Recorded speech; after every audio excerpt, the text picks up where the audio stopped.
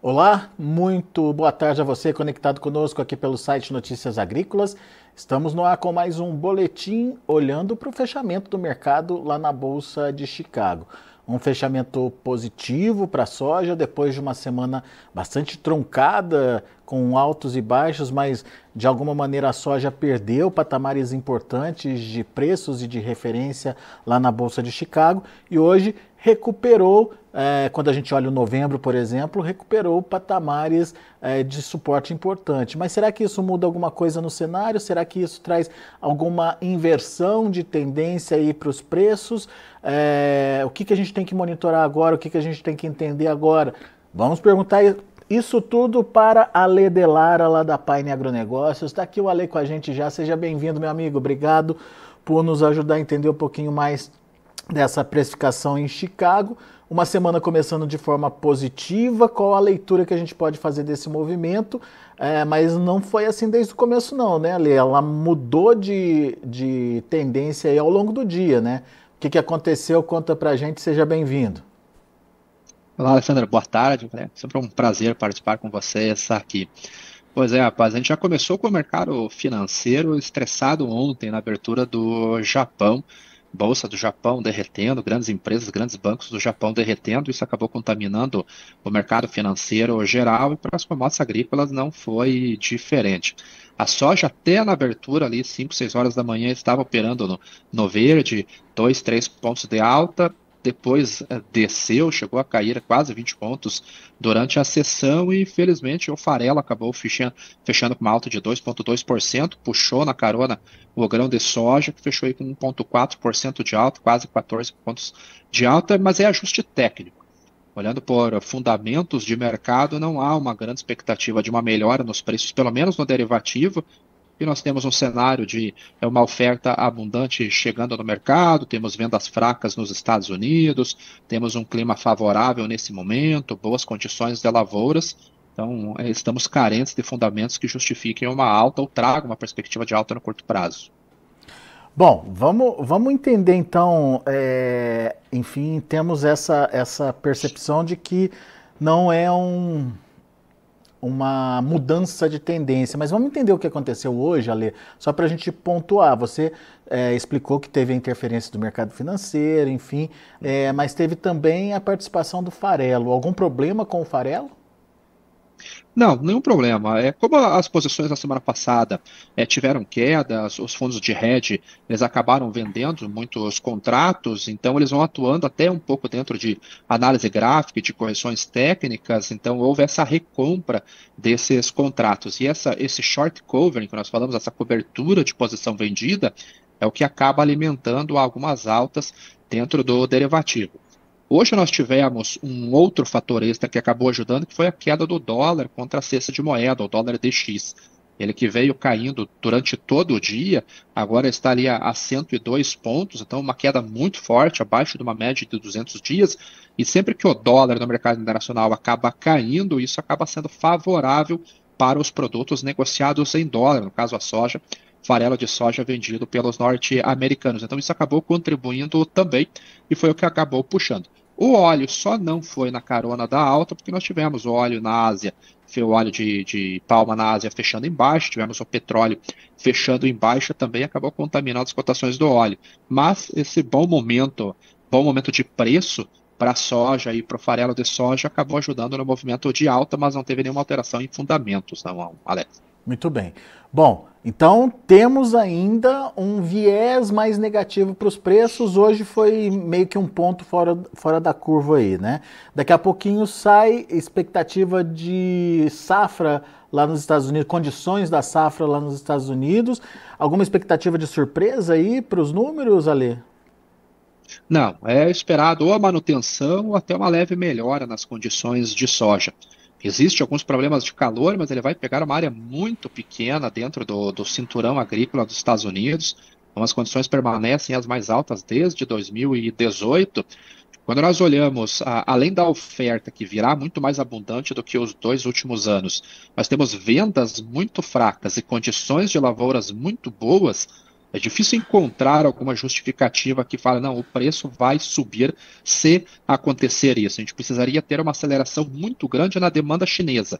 E como nós temos grandes estoques na China, temos margens ruins nos vencimentos mais curtos, nós temos a China com cobertura feita até meados de março de 2025, então realmente para um movimento de alta que traga um impacto no mercado físico, como nós produtores estamos esperando, está um pouco difícil.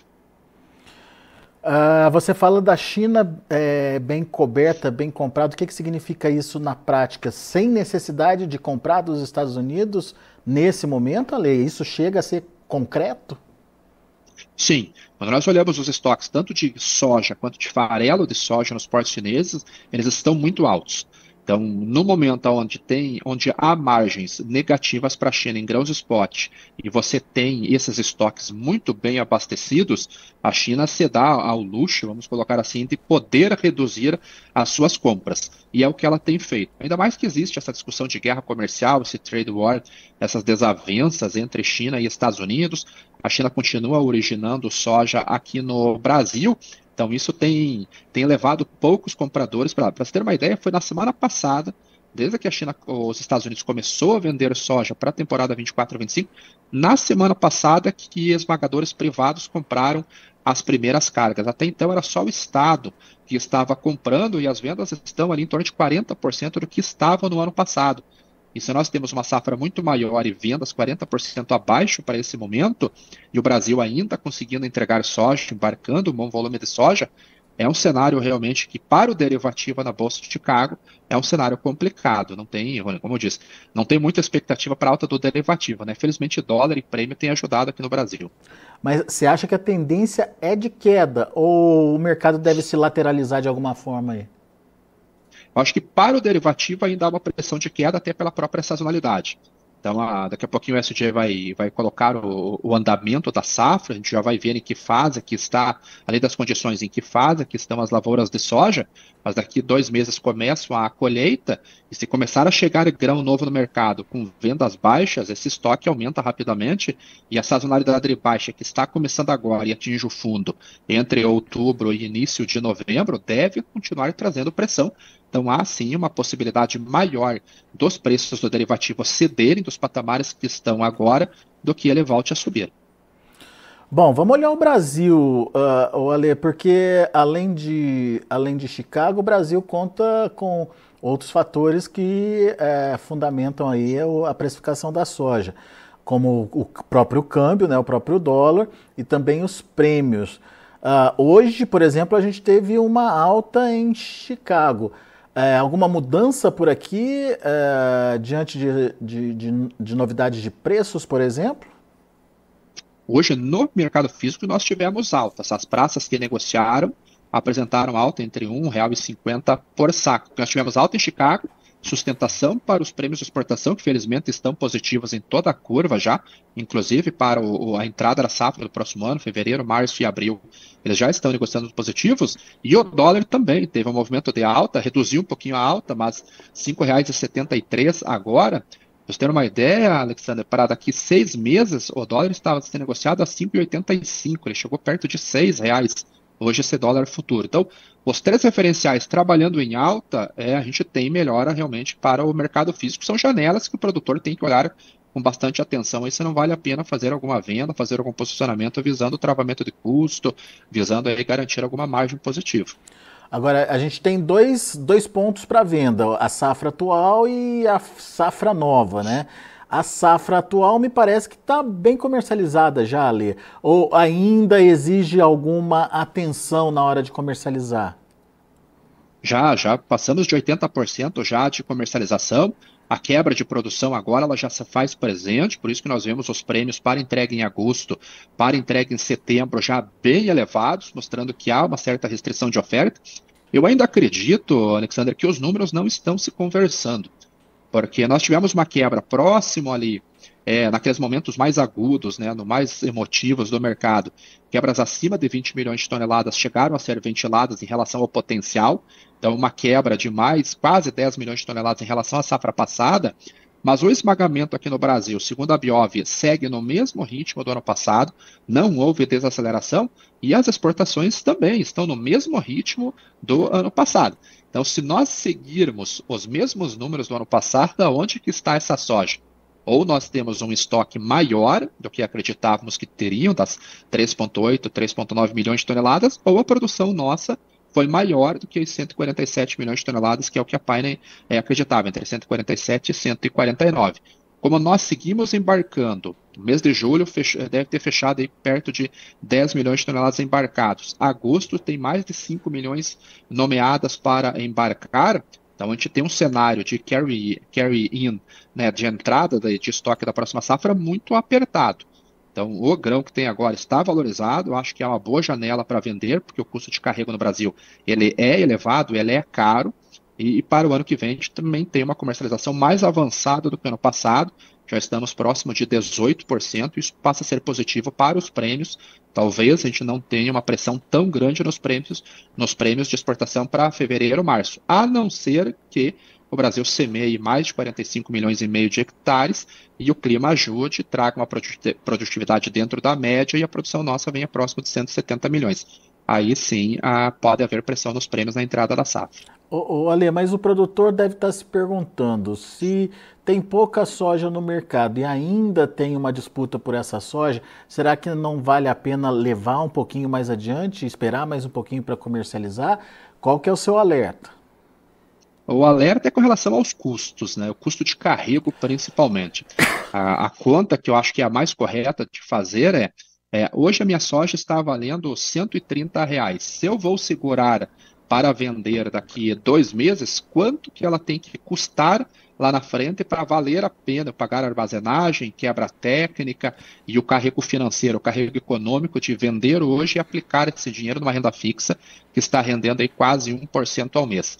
Se o preço ofertado no futuro valer a pena essa expectativa de um aumento maior do que esse custo de carrego, ok, vamos segurar essa soja para vender lá na frente, tendo naturalmente a clareza com relação aos riscos de queda de preços. Agora, se o preço que está sendo praticado lá na frente já está abaixo desse custo de carrego, aí é mais fácil vender a soja, aplica o dinheiro no mercado financeiro, que vai ter um rendimento maior do que segurar na esperança de subir.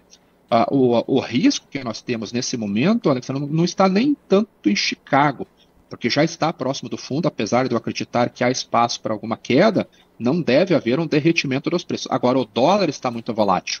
O dólar ele sobe, sobe, sobe. Se o mercado vira a mão no dólar, os Estados Unidos traz uma redução de juros muito abrupta, como o mercado espera, aí, talvez 50 pontos na próxima reunião, ou uma reunião extraordinária antecipada, que muda a direção do dólar de curto prazo, se o dólar desce 10, 15, 20 centavos, é um risco que pode trazer uma queda de preços. Então tem que avaliar fluxo de caixa, custo de carrego e risco de mercado. Muito bem. Safra nova, você falou de 18% aí de comercialização já realizada. Dá para ir mais um pouquinho, Ale? Sim, eu acredito que como nós estamos com uma boa janela de prêmio e principalmente na taxa de câmbio, e como os custos acabaram subindo agora, a gente vê que as compras de insumos elas estão atrasadas em comparação com os outros anos. Nós tivemos forte altas para cloreto de potássio, para fósforo, principalmente de MAP, acabou não reduzindo de preço muito elevado. Essas relações de troca, elas ainda podem trazer margens positivas. Então, aquilo que nós sempre pregamos aqui na Pine, que para não olhar muito no preço, mas olhar na margem que está sendo trabalhada, se o preço praticado hoje traz essa margem, esse alvo de lucratividade para o produtor rural, ele pode avançar nas vendas sim, naturalmente que não comprometendo 50%, 60%, 70% devido a um risco de desenvolvimento da safra no campo, mas começar a travar essa margem, travar esses custos, essa relação de troca, certamente será saudável para qualquer risco que venha acontecer no mercado. Se a decisão for por não vender, utilizar as ferramentas de mercado, derivativos, contratos futuros, opções, para gerenciar, para garantir aquele referencial de formação de preço que está bom. Olha, o dólar, 5,85, 5,90, às vezes ele chega até nos R$ 6, eu acho um excelente patamar para ter algum piso de preços dentro desse nível. Muito bem. Tá, então, justificativas para comercialização e principalmente entendendo o atual momento e fazendo contas. Mais do que isso, o produtor precisa saber qual é o ponto importante ali onde ele, a partir dali, está tendo prejuízo ou está tendo lucro, e a partir desse ponto fazer aí as suas contas e tomar a sua melhor decisão. Luiz Carlos Leite está participando aqui com a gente, está perguntando: ouvi você falando que vai faltar soja no Brasil, e para soja disponível, já traduziram aí o que você falou ali. Justamente esse alerta, Alex, porque se nós formos fazer a conta, vamos lá, nós temos, segundo a Conab, 3,8 milhões de estoque de produção. Se nós temos uma produção, igual a Conab, 146 milhões de toneladas, mais uma importação pequena, o Brasil teria uma oferta geral entre 150 e 151 milhões de toneladas. Se eu vou ter um esmagamento na faixa de 55 milhões de toneladas, 54, 55 milhões de toneladas, e está no mesmo ritmo do ano passado, e as exportações nessa altura do campeonato, agosto, estão acima de 80 milhões de toneladas, que é exatamente o mesmo número do ano passado. Então, se eu trago, ou eu exporto, melhor dizendo, 96, 97 milhões de toneladas, aonde que está o restante dessa soja? Eu vou entrar 2025 sem estoque nenhum, vou ter que importar mais soja? Então, quando eu fiz esse comentário ali, vai faltar a soja, é porque esses números não estão batendo. Ou nós temos uma safra maior do que acreditávamos, assim, talvez 151, 152 milhões de toneladas, ou as nossas exportações terão que perder um ritmo muito grande a partir de agora, ou o esmagamento. Ou tinha estoque, os números né? Que estão à mesa não batem. Ou tinha um estoque que a gente desconhecia, né, Ale? Exatamente. Então, os números que nós temos hoje, eles não estão batendo para aquilo que nós estamos vendo dentro do cenário real, da economia real. Muito bom. O André Morato pergunta o seguinte: haverá boa janela de vendas de soja disponível no último trimestre? Sim, a gente já estamos com essa janela aberta. Agora, o último trimestre, para a soja disponível, ele traz alguns riscos. Porque se nós tivermos preços muito diferentes entre o disponível e a soja futura, compradores podem adiar essas compras do disponível para originar mais na compra futura com soja nova. Além disso, na virada da safra, você sempre tem um desconto. Às vezes, desconto de R$5 por saca. Imagine que você colheu em abril, por exemplo, essa soja. Quanto que ela está custando para você, pagando a armazenagem, pagando quebra técnica, perdendo o rendimento do mercado financeiro, por exemplo, de uma renda fixa, e você segurar mais 2, 3 meses para vender, e você ter o risco de virada de safra, mais um desconto deste ponto, ainda ter safra americana chegando no mercado, pode ter uma boa janela? Sim, mas eu acho o risco muito elevado para levar essa soja disponível até novembro, dezembro. Muito bom. Obrigado, pessoal, que participou com a gente aqui, mandando as perguntas. Lembrando que quem está acompanhando a gente pelo chat do YouTube, não deixe de fazer a sua inscrição aqui no canal, não deixe de mandar o seu joinha, deixar seu like aí pra gente e acionar o sininho para que sempre que a gente estiver ao vivo aqui, você possa ser lembrado, avisado aí pelo YouTube, para que você possa interagir, tirar suas dúvidas, enfim, trazer a sua participação aqui para o nosso debate também. Ao meu caro Ale de Lara, obrigado pela disponibilidade de estar aqui com a gente mais uma vez, traduzindo um pouquinho do mercado e principalmente trazendo aí as suas informações para ajudar o produtor na tomada de decisão. Volte sempre, Ale. Eu que agradeço. Obrigado. Boa tarde. Boa tarde. Tá aí Ale de Lara, Pine Agronegócio, aqui com a gente, trazendo um pouquinho do que aconteceu hoje com o mercado de grãos lá na Bolsa de Chicago. Vamos ver os preços, vamos ver como estão as negociações, ou como encerraram as negociações lá na Bolsa de Chicago. Acompanhe comigo na tela. Agosto, 10 dólares e 44 centes por bushel, subindo 15 pontos na soja. Setembro, 10 dólares e 31 centes por bushel, alta de 13 pontos e meio. A mesma alta para novembro, que fechou ali acima dos 10,30, 10,40 hoje. 13 pontos e meio de elevação. Janeiro, 10 dólares e 57 centes por bushel, 13 pontos de alta. Esses são os números da soja. Vamos ver o milho. Setembro, 3 dólares e 3 3,90, uma alta de 4 pontos mais 25. Dezembro, 4,07, uma alta de 3 pontos mais 75. O março, 4 dólares e 24 centes por bushel, alta de 3 pontos e meio. E o maio, 4 dólares e 35 centes por bushel, 3,5 de alta também. Esses são os números do milho. A gente tem o trigo. Trigo também positivo. Setembro, meio pontinho de alta, 5 dólares e 39. Dezembro, 5,63, ganhou um pontinho. Março, 5,84, ganhou um pontinho mais 25. O maio, 5,97, ganhando aí um ponto mais 75. São os números já de fechamento do mercado lá na Bolsa de Chicago. A gente vai ficando por aqui. Agradeço muito a sua atenção, a sua audiência. Notícias Agrícolas, informação agro relevante e conectada.